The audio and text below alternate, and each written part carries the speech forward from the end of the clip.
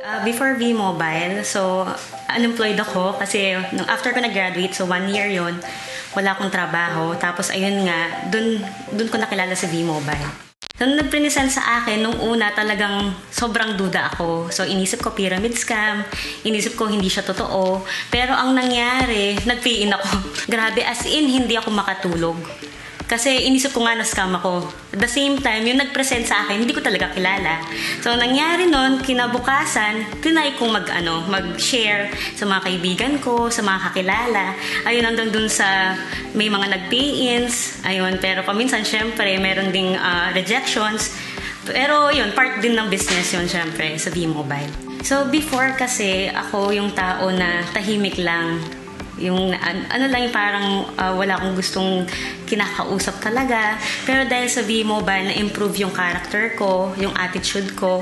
Ngayon, kahit marami na mga tao nakakausap ko, kasi before talagang nanginginig ako eh. Pero dahil sa V-Mobile, talagang na-boost yung confidence ko sa sarili ko. Tapos, marami akong nakilala mga kaibigan na talagang nakatulong sa akin sa pag-i-improve ng sarili ko. Yung best reward sa akin, yung mga kaibigan na nakikilala ko dito sa negosyong ito. Kasi talagang nakita ko dito sa negosyong ito, hindi lang it's not about business lang eh.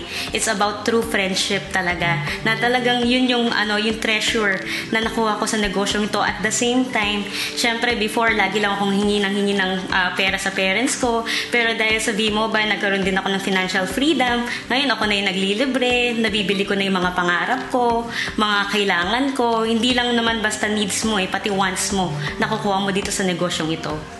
Yung most inspiring na nangyari sa akin, yung bang paminsan talagang nalolobat ka, pero dahil gusto mong makatulong sa tao, gusto mong maabot yung mga pangarap nila, yun yung nagiging strength mo para magpatuloy ka sa negosyong ito. Yun yung masarap na pag nakikita mo yung mga tao, natutulungan mo, nakikita mo yung mga ngiti sa mga mukha nila, na pag kunyari kahit pagod na pagod ka, lantang-lanta ka na, lowbat ka, kasi syempre umaga hanggang gabi, nagpe-present ka, pero pag nakita mo yung joy nila, dun ka sumasaya.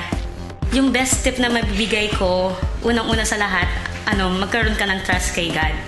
Kasi kung hindi dahil kay God, parang imposible na mararating mo yung success ngayon na natatamasa ko.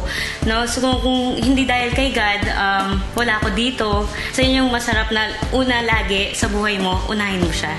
Hi, I'm Rama Domingo. I'm a certified nurse and I'm ready to earn millions.